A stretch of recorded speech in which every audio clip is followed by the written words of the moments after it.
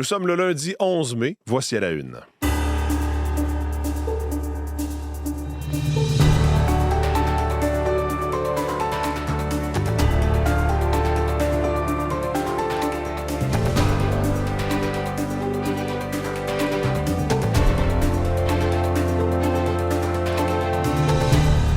Bonjour, bon lundi, bon début de semaine. C'est Mathieu Bellumeur au microphone. J'espère que vous allez bien. Bienvenue à cette nouvelle édition de La Une. Merci d'être avec nous pour commencer cette semaine. Dans les prochaines minutes, on va revenir avec Jean-Philippe Robillard sur ce retour des passagers du Ondus, ce bateau donc qui a accosté hier au large des îles Canaries. Des passagers d'un peu partout dans le monde sont maintenant rentrés chez eux. On a vu les Canadiens être rapatriés en avion. On apprend ce matin par ailleurs qu'une Française rapatriée qui est positive à l'hantavirus, qui a 22 cas contacts qui ont été identifiés.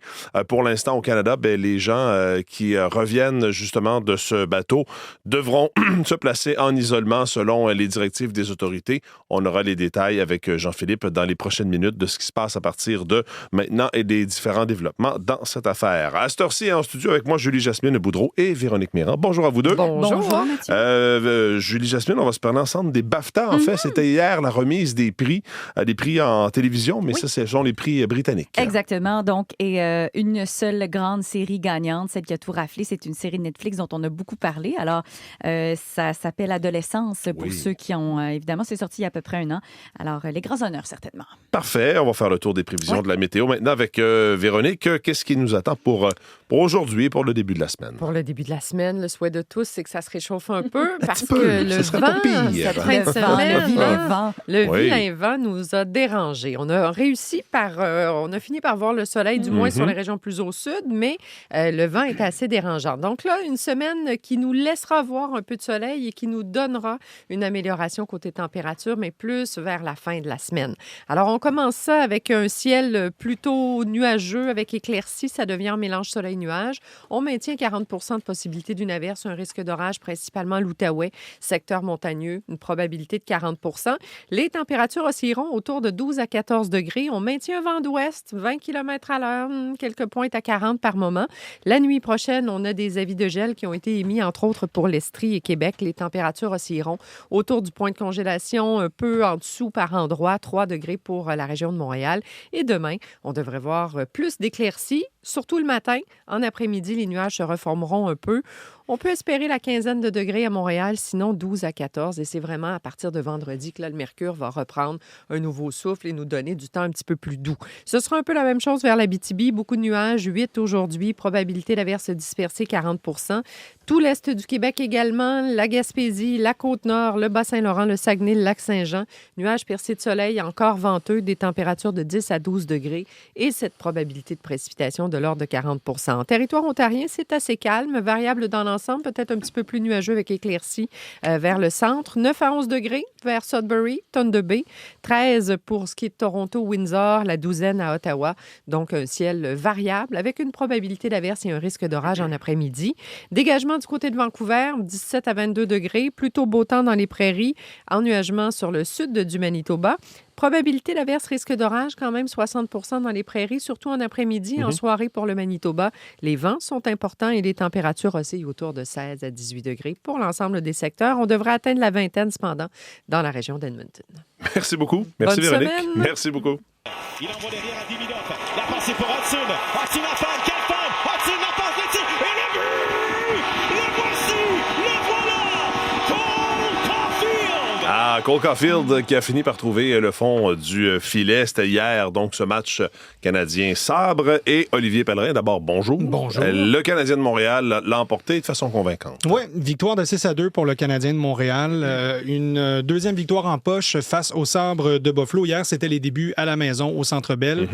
Est-ce qu'il était bruyant, ce Centre Bell? Il l'était. Je pense que les gens étaient prêts aussi à accueillir le Canadien qui avait quand même arraché une victoire sur la route au sabre de Buffalo lors de ces 2 premiers matchs, en fait, lors du 2e match de cette série. Et puis hier, ça a été une répétition un peu de ce qui s'est passé cette fin de semaine. Le Canadien avait gagné le match numéro 2, 5-1. Là, ça a été 6-2 hier, donc 11 buts marqués en 2 matchs contre les Sabres de Buffalo qui ne semblent pas...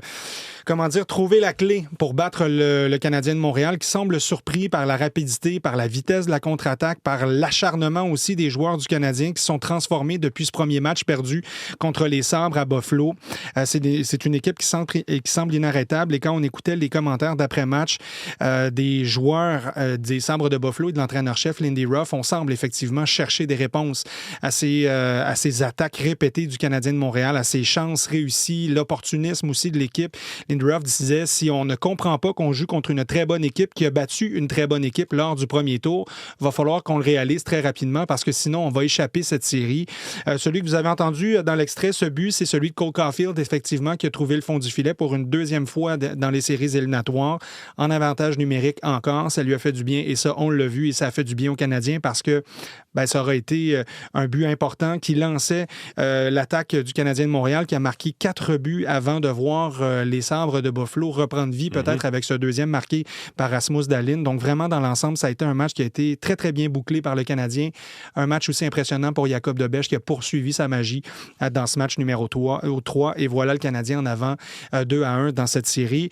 On peut écouter les commentaires de Zachary Bolduc qui, lui, aussi a trouvé le fond du filet, mais il s'est aussi imposé par des coups d'épaule. Ça a été du jeu très robuste hier à quelques reprises. On a vu les gardiens de part et d'autre être frappés par des joueurs, soit du Canadien ou des Sabres. Ça a brassé pas mal. Zachary Bolduc est au centre de tout ça, puis il semble y avoir pris plaisir. On écoute le Québécois.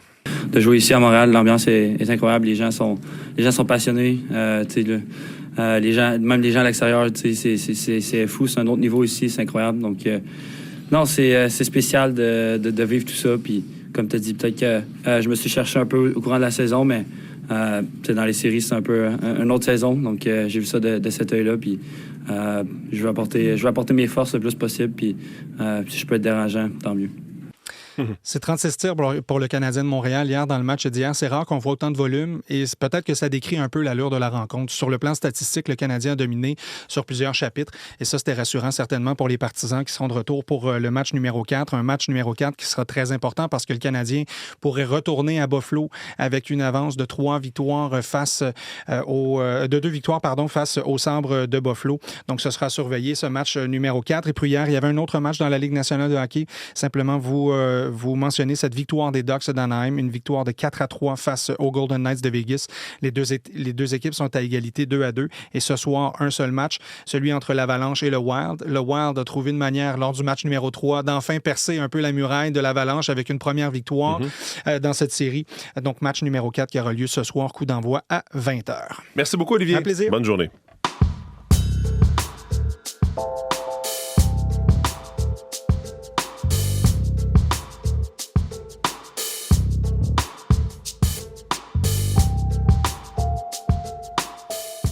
À la une des différents quotidiens de ce matin, on revient dans plusieurs, dont le Journal de Montréal et La Presse, sur cette victoire du Canadien. Une partie de plaisir, titre La Presse. Article intéressant aussi. La Presse a assisté à un soir de match à la mission Old Brewery, émission évidemment au centre-ville de Montréal pour les gens en situation d'itinérance. Ça nous rappelle qu'on est vivant. C'est une citation en une de l'article. Certaines personnes donc en situation d'itinérance qui, les soirs de match, se réunissent pour regarder la mission. La Presse s'y est rendue donc hier soir. Et puis, ce que les gens ont confié aux journalistes de La Presse, c'est que pendant un certain moment, on oublie les problèmes grâce au succès du tricolore.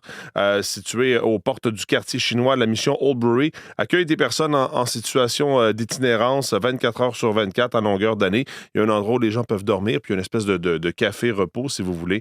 Et puis, on voit des gens qui suivent le match avec leur chandail du tricolore, des gens qui disent on en parle toute la journée, et même si effectivement on a des situations personnelles qui sont difficiles, eh bien ces matchs du Canadien font en sorte qu'on oublie ça, on met ça un peu derrière nous le temps de la partie, puis lorsqu'on porte les couleurs des Canadiens et qu'on croise des gens dans la rue, les gens nous saluent et vont nous lancer un go Habs go, donc papier à lire dans La Presse de ce matin. En une du Journal de Montréal et du Journal de Québec, on peut lire Olé, olé, olé, qu'on a beaucoup entendu donc au Centre Bell hier. Le CH reprend le contrôle de la série. Le Journal donc, de Montréal parle aussi d'hyper-trucage qui fait perdre gros à des Québécois. Vous avez peut-être déjà vu ces fausses vidéos, que ce soit sur Facebook ou sur les autres réseaux sociaux. On nous parle dans l'article, entre autres, de fausses vidéos mettant en scène le premier ministre canadien Mark Carney, le multimillionnaire Luc Poirier, l'ancien premier ministre François Legault. C'est tellement réaliste, ces vidéos, que ça fait perdre des centaines de milliers de dollars à des Québécois. Il y a des témoignages, entre autres, dans le Journal de Montréal, mais ce sont des vidéos où on veut tenter de convaincre et où on réussit finalement à convaincre des gens d'investir. Évidemment, tout ça est factice. Il y a même le premier ministre Doug Ford qui fait miroiter des investissements, premier ministre de l'Ontario, des investissements payants. Ça nous amène, dans certains cas, lorsqu'on clique sur des liens, sur de faux articles de journaux, des gens donc qui vont perdre plusieurs dizaines de milliers de dollars en raison de ces publications qui sont mensongères, et c'est une menace croissante qui prend de plus en plus d'ampleur selon l'Autorité des marchés financiers, qui consacre d'ailleurs une page détaillée sur son site Internet pour mettre en garde les Québécois, ou enfin les gens, contre ces hyper-trucages qui font perdre de l'argent à bien des Québécois. Donc, vous aurez des détails et des témoignages en une du Journal de Montréal et du Journal de Québec. Le Devoir nous amène avec des policiers qui sont au service des enfants maltraités, qui a rencontré dans leurs locaux des enquêteurs du service de police de la Ville de Montréal qui sont consacrés aux jeunes. On apprend que, d'ailleurs, l'équipe a dû s'agrandir au SPVM. Les cas d'enfants maltraités ne cessent de croître. En 2011, le SPVM a traité 502 dossiers de violence physique, alors que l'an dernier, le nombre total a bondi à 797.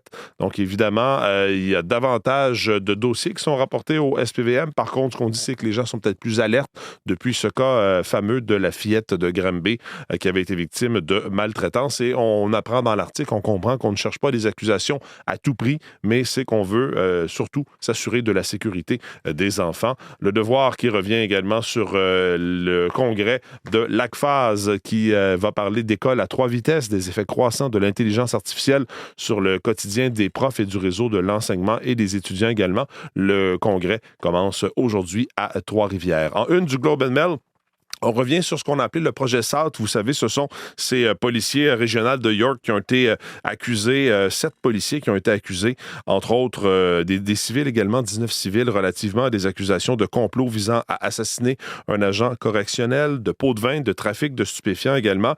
Les accusations, ça touche différents dossiers, une trentaine de poursuites fédérales qui sont touchées en raison des accusations portées contre les agents du service de police, donc régional de York, et de ces civils du service de police de Toronto. C'est des chiffres obtenus par le Globe and Mail. Donc, c'est 30 poursuites. Ça veut dire qu'il y a des policiers qui sont maintenant accusés, qui ont été impliqués dans les dossiers. De quelle façon ça risque de faire déraper les dossiers? En tout cas, il y a des possibilités, effectivement, que certaines poursuites fédérales tombent en raison des accusations contre ces policiers. Vous pourrez lire ça ce matin dans le Globe and Mail. Puis, je termine en disant rapidement que vous pourrez lire sur le site de Radio-Canada ce matin le compte-rendu de l'entrevue donnée par la ministre Mélanie Joly hier à Tout le monde en parle. On ne peut pas prendre la paix pour acquis, a-t-elle dit en entrevue avec l'animateur Guy Lepage. Compte rendu résumé sur le site de Radio-Canada.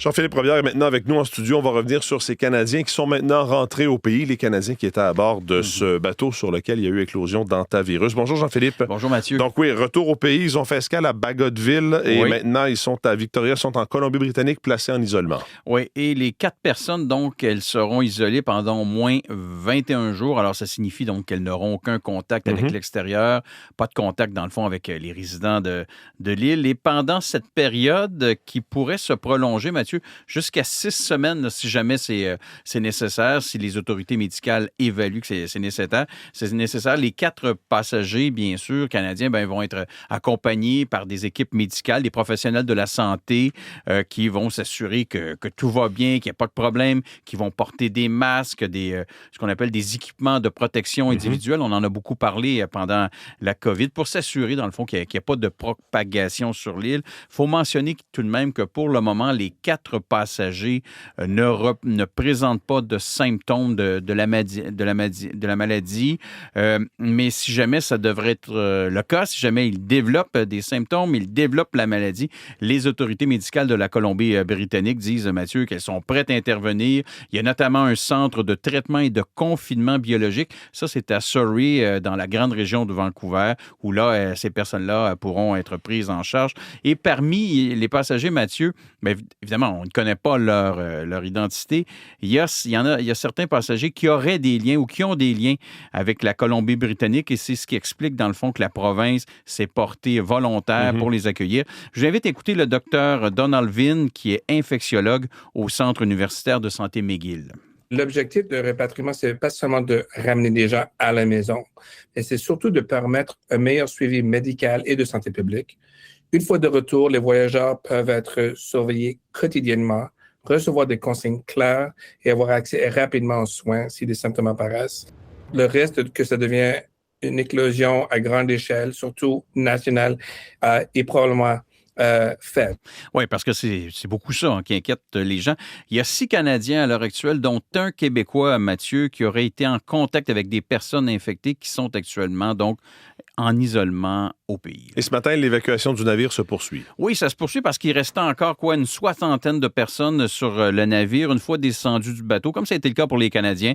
Ces gens-là vont être testés, vont être évalués par la suite, donc ils vont être rapatriés dans leur pays. Hier, les autorités espagnoles ont évacué 94 personnes, imaginez d'une vingtaine de pays. Quant aux membres de l'équipage, là, ils sont une trentaine. Eux, ils vont rester à bord du bateau et ils vont poursuivre leur route là, jusqu'à leur destination finale, là, qui est le port de Rotterdam, aux Pays-Bas. Le protocole de mise en quarantaine, ça varie beaucoup, Mathieu, d'un pays à l'autre. J'invite à ce sujet à écouter Nathalie Granvaux, qui est chercheuse principale au Centre hospitalier de l'Université de Montréal. En France, ils vont être pendant 72 heures sous surveillance à l'hôpital pour faire des tests, vérifier leur état de santé, vérifier le développement des symptômes. Et ensuite de ça, ils vont être en 45 jours en isolement à domicile. Pour l'instant, les procédures sont en sorte de surveiller les personnes qui ont été affectées, les personnes à risque qui malheureusement étaient sur ce bateau et pour lesquelles c'est pour ces personnes-là qu'on est inquiète. Oui, et parmi les passagers qui ont été évacués, là, les 94 qui ont été évacués hier, il y en a au moins 2 jusqu'à présent, donc 2 cas positifs, un Américain et une Française. Et ces 2 personnes-là, Mathieu, bien sûr, ont été ramenées à la maison et ont été placées en isolement. Merci Jean-Philippe. Merci, au revoir. Bonne journée.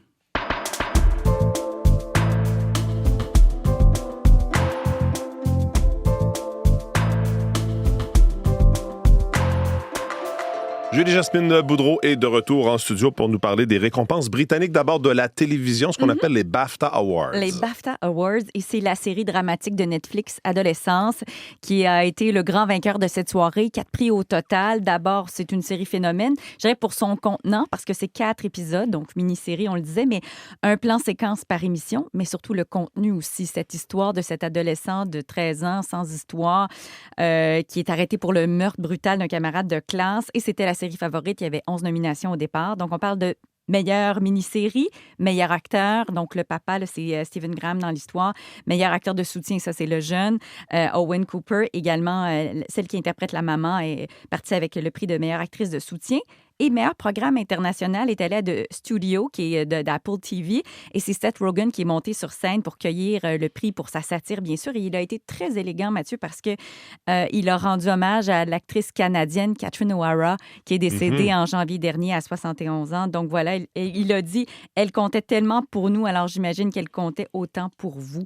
Alors merci, bien sûr, de leur avoir remis ce prix-là. Ça a donné une occasion de saluer, évidemment, cette grande actrice canadienne. En Autriche, lancement quand même dans la controverse de l'Eurovision. Oui, c'est le grand concours. C'est la 66e fois qu'il y a cet événement.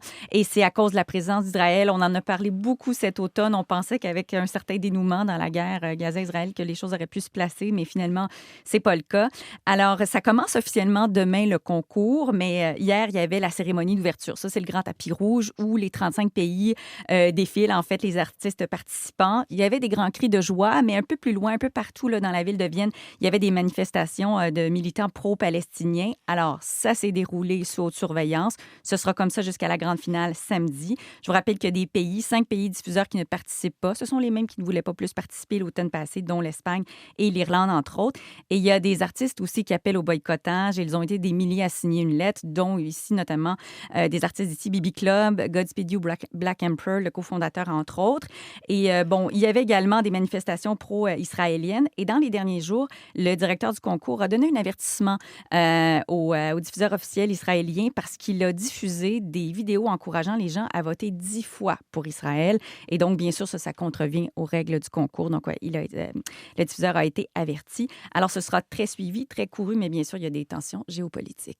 Julie Aubé des Hey Babies qui sort un 3e album solo.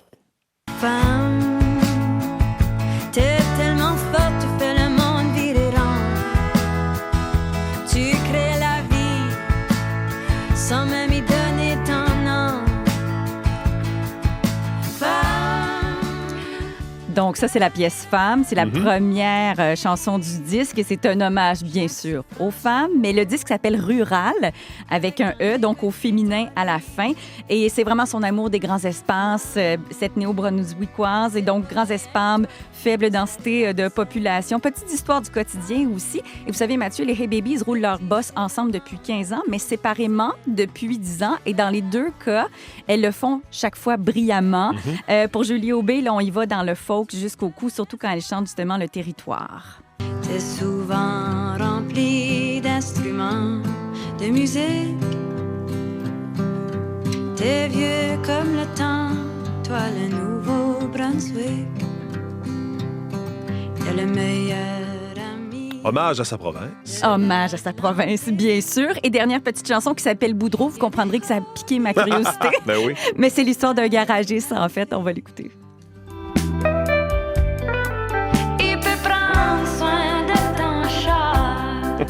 Puis il peut prendre soin de toi et tout. Laisse-le checker sous ta hood, voir si tout est good. Ben, tout est bien good, Mme Boudreau. Bonne journée. Salut. Salut. Marie-Michel Bordua est maintenant en studio avec nous pour ce qu'on va surveiller aujourd'hui. Bonjour, Marie-Michel. Bonjour, Mathieu. Oui, on a beaucoup parlé en fin de semaine de l'implantation du dossier santé numérique au Québec. C'est parti. Mais là, lundi, retour, début de semaine, plus de gens probablement. On va continuer de suivre ça de près. Oui, donc, il y a des points de presse quotidiens là, depuis ce lancement de 2 projets pilotes, en fait, là, dans 2 CIUS de la province. Un autre point de presse prévu donc ce matin. Santé Québec qui se montre quand même satisfaite là, depuis le début du déploiement de samedi à hier après-midi. C'est près de 10 700 utilisateurs qui se sont connectés au DSN. Pas de problème majeur quand même, quelques petits problèmes de connexion ici et là. Aujourd'hui, nouveau test puisque de nouveaux services dont l'ouverture des cliniques externes entrent en jeu. Donc, les CIUS et Santé Québec s'attendent à une augmentation de l'activité. C'est jour d'élection municipale au Nouveau-Brunswick. Quelques 580 000 électeurs sont appelés aux urnes pour élire leurs maires et conseillers. Il y a plus de 83 000 néo-brunswickois qui ont déjà fait leur choix lors de 2 jours de vote par anticipation tenus un peu plus tôt ce mois-ci. Une participation donc à ce vote par anticipation plus élevée que lors des précédentes élections municipales. Et puis un petit mot concernant le bateau de croisière Ondius pour vous dire que les derniers passagers sont rapatriés ce matin. Notre envoyé spécial Tamara Alteresco est toujours aux îles Canaries pour suivre la fin des opérations. Son compte rendu à entendre notamment un peu plus tard ce matin dans nos radiojournaux. Merci Marie-Michel. Bonne journée. Bonne journée. Voilà pour cette édition d'À la Une. Merci d'être avec nous pour commencer cette semaine en ce lundi 11 mai. Vos équipes du matin vont prendre le relais dans les prochaines minutes. Bonne journée.